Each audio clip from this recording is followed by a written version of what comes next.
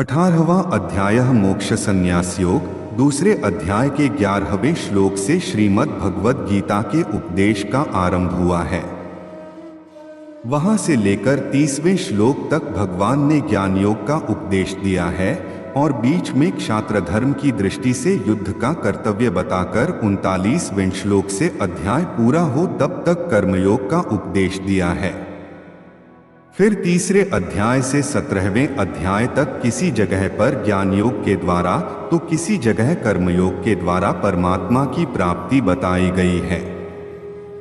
यह सब सुनकर अर्जुन इस 18वें अध्याय में सर्व अध्यायों के उद्देश्य का सार जानने के लिए भगवान के समक्ष संन्यास यानी ज्ञान योग का और त्याग यानी फलासक्ति रहित कर्मयोग का तत्व अलग अलग से समझने की इच्छा प्रकट करते हैं। अर्जुन बोले, हे महाबाहो, हे अंतर्यामिन, हे वासुदेव, मैं संन्यास और त्याग के तत्व को पृथक पृथक जानना चाहता हूँ। श्री भगवान बोले हैं, कितने ही पंडित जन तो कामे कर्मों के त्याग को संन्यास समझते हैं तथा दूसरे विचार कुशल पुरुष सब कर्मों के फल के त्याग को त्याग कहते हैं। कुछ एक विद्वान ऐसा कहते हैं कि कर्म मात्र दोषयुक्त हैं, इसलिए त्यागने के योग्य हैं, और दूसरे विद्वान यह कहते हैं कि यज्ञ, दान और तपरूप कर्म त्यागने योग्य नहीं हैं। हे पुरुष श्रेष्ठ अर्जुन, संन्यास और त्याग, इन दोनों में से पहले त्याग के विषय में तू मेरा निश्चय सुन, क्योंकि त्याग सात्विक, राजस और तामस भेद से 3 प्रकार का कहा गया है।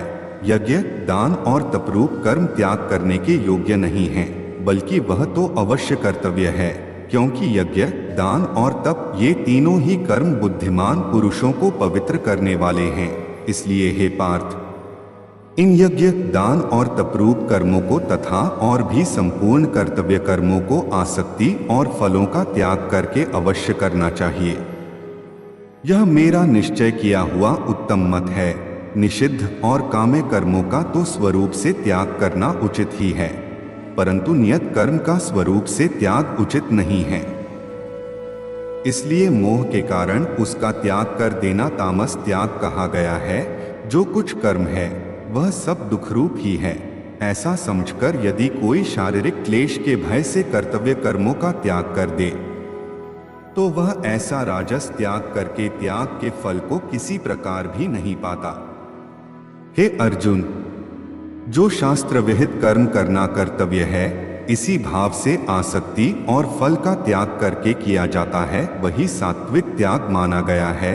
जो मनुष्य अकुशल कर्म से द्वेष नहीं करता और कुशल कर्म में आसक्त नहीं होता, वह शुद्ध सत्वगुण से युक्त पुरुष, संशयरहित, बुद्धिमान और सच्चा त्यागी है। क्योंकि शरीरधारी किसी भी मनुष्य के द्वारा संपूर्णता से सब कर्मों का त्याग किया जाना शक्य नहीं है, इसलिए जो कर्मफल का त्यागी है वही त्यागी है।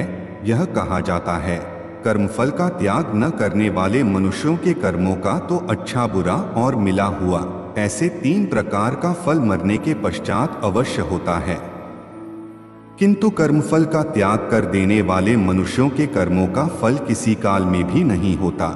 हे महाबाहो, संपूर्ण कर्मों की सिद्धि के ये 5 हेतु कर्मों का अंत करने के लिए उपाय बतलाने वाले सांख्य शास्त्र में कहे गए हैं, उनको तू मुझसे भली भांति जान। इस विषय में अर्थात कर्मों की सिद्धि में अधिष्ठान और कर्ता तथा भिन्न भिन्न प्रकार के करण और नाना प्रकार की अलग अलग चेष्टाएं, और वैसे ही 5वां हेतु दैव है। मनुष्य मन, वाणी और शरीर से शास्त्रानुकूल अथवा विपरीत जो कुछ भी कर्म करता है, उसके ये 5 कारण हैं। परंतु ऐसा होने पर भी जो मनुष्य अशुद्ध बुद्धि होने के कारण उस विषय में यानी कर्मों के होने में केवल शुद्ध स्वरूप आत्मा को कर्ता समझता है, वह मलिन बुद्धि वाला अज्ञानी यथार्थ नहीं समझता। जिस पुरुष के अंतःकरण में मैं करता हूँ ऐसा भाव नहीं है, तथा जिसकी बुद्धि सांसारिक पदार्थों में और कर्मों में लेपायमान नहीं होती, वह पुरुष इन सब लोगों को मारकर भी वास्तव में न तो मरता है और न पाप से बंधता है। ज्ञाता, ज्ञान और ज्ञेय ये 3 प्रकार की कर्म प्रेरणा हैं, और कर्ता, करण तथा क्रिया ये 3 प्रकार का कर्म संग्रह है। गुणों की संख्या करने वाले शास्त्र में ज्ञान और कर्म तथा कर्ता गुणों के भेद से तीन तीन प्रकार के ही कहे गए हैं, उनको भी तू मुझसे भली भांति सुन। जिस ज्ञान से मनुष्य पृथक पृथक सब भूतों में एक अविनाशी परमात्म भाव को विभाग रहित संभाव से स्थित देखता है, उस ज्ञान को तू सात्विक जान। किंतु जो ज्ञान अर्थात जिस ज्ञान के द्वारा मनुष्य संपूर्ण भूतों में भिन्न भिन्न प्रकार के नाना भावों को अलग अलग जानता है, उस ज्ञान को तू राजस जान। परंतु जो ज्ञान एक कार्य रूप शरीर में ही संपूर्ण के सदृश आसक्त है तथा जो बिना युक्ति वाला तात्विक अर्थ से रहित और तुच्छ है, वह तामस कहा गया है। जो कर्म शास्त्र विधि से नियत किया हुआ और कर्तापन के अभिमान से रहित हो तथा फल न चाहने वाले पुरुष द्वारा बिना रागद्वेष के किया गया हो, वह सात्विक कहा जाता है। परंतु जो कर्म बहुत परिश्रम से युक्त होता है तथा भोगों को चाहने वाले पुरुष द्वारा या अहंकार युक्त पुरुष द्वारा किया जाता है, वह कर्म राजस कहा गया है। जो कर्म परिणाम, हानि, हिंसा और सामर्थ्य को न विचार कर केवल अज्ञान से आरंभ किया जाता है, वह तामस कहा जाता है। जो कर्ता संगरहित अहंकार के वचन न बोलने वाला, धैर्य और उत्साह से युक्त तथा कार्य के सिद्ध होने और न होने में हर्ष शोक आदि विकारों से रहित है, वह सात्विक कहा जाता है। जो कर्ता आसक्ति से युक्त कर्मों के फल को चाहने वाला और लोभी है तथा दूसरों को कष्ट देने के स्वभाव वाला, अशुद्धाचारी और हर्ष शोक से लिप्त है, वह राजस कहा गया है। जो कर्ता अयुक्त, शिक्षा से रहित, घमंडी, धूर्त और दूसरों की जीविका का नाश करने वाला तथा शोक करने वाला, आलसी और दीर्घसूत्री है, वह तामस कहा जाता है। हे धनंजय, अब तू बुद्धि का और धृति का भी गुणों के अनुसार तीन प्रकार का भेद मेरे द्वारा संपूर्णता से विभाग पूर्वक कहा जाने वाला सुन। हे पार्थ, जो बुद्धि प्रवृत्ति मार्ग और निवृत्ति मार्ग को, कर्तव्य और अकर्तव्य को, भय और अभय को तथा बंधन और मोक्ष को यथार्थ जानती है, वह बुद्धि सात्विकी है। हे पार्थ, मनुष्य जिस बुद्धि के द्वारा धर्म और अधर्म को तथा कर्तव्य और अकर्तव्य को भी यथार्थ नहीं जानता, वह बुद्धि राजसी है। हे अर्जुन, जो तमोगुण से घिरी हुई बुद्धि अधर्म को भी यह धर्म है ऐसा मान लेती है तथा इसी प्रकार अन्य संपूर्ण पदार्थों को भी विपरीत मान लेती है, वह बुद्धि तामसी है। हे पार्थ, जिस अव्यभिचारिणी धारण शक्ति से मनुष्य ध्यान योग के द्वारा मन, प्राण और इंद्रियों की क्रियाओं को धारण करता है, वह धृति सात्विकी है। परंतु हे पृथापुत्र अर्जुन, फल की इच्छा वाला मनुष्य जिस धारण शक्ति के द्वारा अत्यंत आसक्ति से धर्म, अर्थ और कामों को धारण करता है, वह धारण शक्ति राजसी है। हे पार्थ, दुष्ट बुद्धि वाला मनुष्य जिस धारण शक्ति के द्वारा निद्रा, भय, चिंता और दुख को तथा उन्मत्तता को भी नहीं छोड़ता अर्थात धारण किए रहता है, वह धारण शक्ति तामसी है। हे भरत श्रेष्ठ, अब तीन प्रकार के सुख को भी तू मुझसे सुन।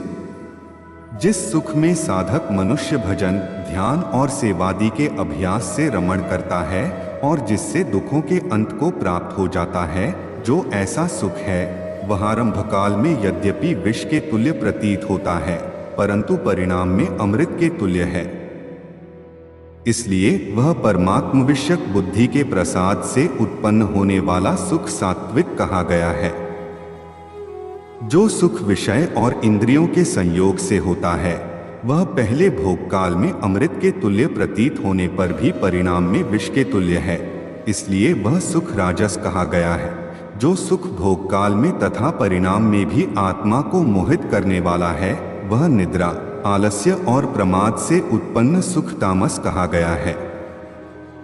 पृथ्वी में या आकाश में अथवा देवताओं में तथा इनके सिवा और कहीं भी वह ऐसा कोई भी सत्व नहीं है जो प्रकृति से उत्पन्न इन तीनों गुणों से रहित हो। हे परंतप, ब्राह्मण, क्षत्रिय और वैश्यों के तथा शूद्रों के कर्म स्वभाव उत्पन्न गुणों द्वारा विभक्त किए गए हैं। अंतःकरण का निग्रह करना, इंद्रियों का दमन करना, धर्म पालन के लिए कष्ट सहना, बाहर भीतर से शुद्ध रहना, दूसरों के अपराधों को क्षमा करना, मन, इंद्रिय और शरीर को सरल रखना, वेद, शास्त्र, ईश्वर और परलोक आदि में श्रद्धा रखना, वेद शास्त्रों का अध्ययन अध्यापन करना और परमात्मा के तत्व का अनुभव करना, ये सबके सब ही ब्राह्मण के स्वाभाविक कर्म हैं।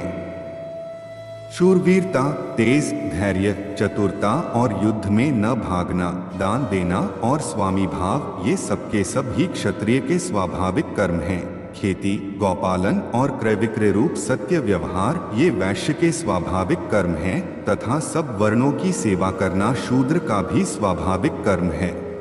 अपने अपने स्वाभाविक कर्मों में तत्परता से लगा हुआ मनुष्य भगवत प्राप्ति रूप परम सिद्धि को प्राप्त हो जाता है। अपने स्वाभाविक कर्म में लगा हुआ मनुष्य जिस प्रकार से कर्म करके परम सिद्धि को प्राप्त होता, उस विधि को तू सुन, जिस परमेश्वर से संपूर्ण प्राणियों की उत्पत्ति हुई है और जिससे यह समस्त जगत व्याप्त है। उस परमेश्वर की अपने स्वाभाविक कर्मों द्वारा पूजा करके मनुष्य परम सिद्धि को प्राप्त हो जाता है। अच्छी प्रकार आचरण किए हुए दूसरे के धर्म से गुणरहित भी अपना धर्म श्रेष्ठ है, क्योंकि स्वभाव से नियत किए हुए स्वधर्म कर्म को करता हुआ मनुष्य पाप को नहीं प्राप्त होता। अतएव हे कुंती पुत्र, दोषयुक्त होने पर भी सहज कर्म को नहीं त्यागना चाहिए, क्योंकि धुएं से अग्नि की भांति सभी कर्म किसी न किसी दोष से युक्त हैं। सर्वत्र आसक्ति रहित बुद्धि वाला, स्पृहारहित और जीते हुए अंतःकरण वाला पुरुष सांख्य योग के द्वारा उस परम नैष्कर्म्य सिद्धि को प्राप्त होता है जो कि ज्ञान योग की परानिष्ठा है। उस नैष्कर्म्य सिद्धि को जिस प्रकार से प्राप्त होकर मनुष्य ब्रह्मा को प्राप्त होता है, उस प्रकार हे कुंती पुत्र, तू संक्षेप में ही मुझसे समझ। विशुद्ध बुद्धि से युक्त तथा हल्का, सात्विक और नियमित भोजन करने वाला, शब्दादि विषयों का त्याग करके एकांत और शुद्ध देश का सेवन करने वाला, सात्विक धारण शक्ति के द्वारा अंतःकरण और इंद्रियों का संयम करके मन, वाणी और शरीर को वश में कर लेने वाला तथा अहंकार, बल, घमंड, काम, क्रोध और परिग्रह का त्याग करके निरंतर ध्यान योग के परायण रहने वाला, ममता रहित और शांतियुक्त पुरुष सच्चिदानंद घन ब्रह्मा में अभिन्न भाव से स्थित होने का पात्र होता है। फिर वह सच्चिदानंद घन ब्रह्मा में एक ही भाव से स्थित प्रसन्न मन वाला योगी न तो किसी के लिए शोक करता है और न किसी की आकांक्षा ही करता है। ऐसा समस्त प्राणियों में संभावना वाला योगी मेरी पराभक्ति को प्राप्त हो जाता है।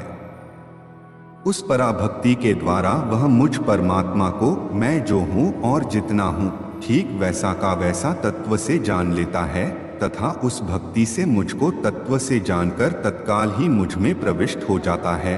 मेरे परायण हुआ कर्मयोगी तो संपूर्ण कर्मों को सदा करता हुआ भी मेरी कृपा से सनातन अविनाशी परम पद को प्राप्त हो जाता है।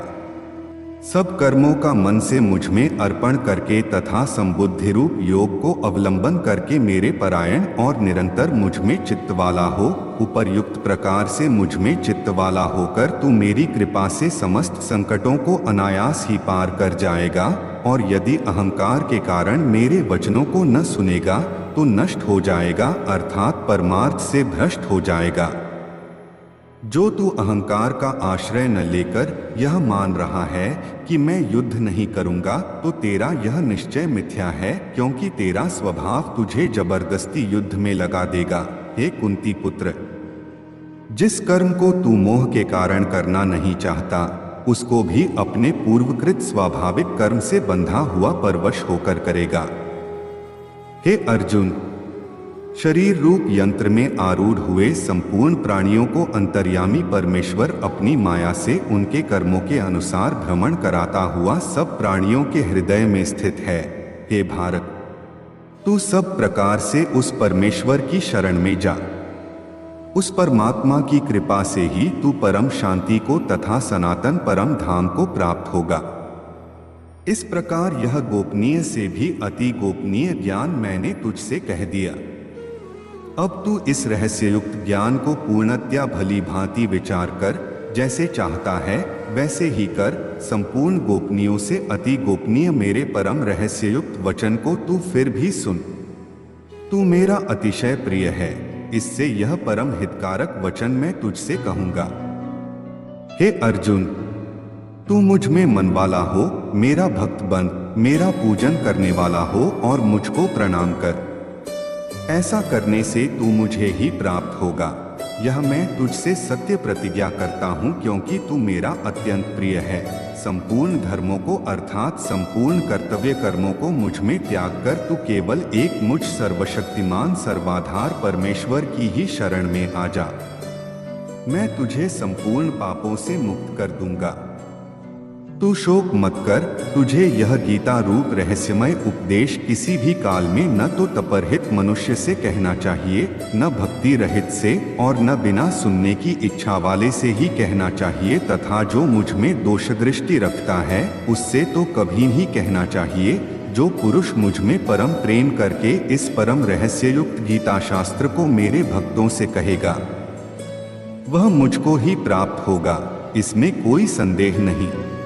उससे बढ़कर मेरा कोई प्रिय कार्य करने वाला मनुष्य में कोई भी नहीं है, तथा पृथ्वी भर में उससे बढ़कर मेरा प्रिय दूसरा कोई भविष्य में होगा भी नहीं।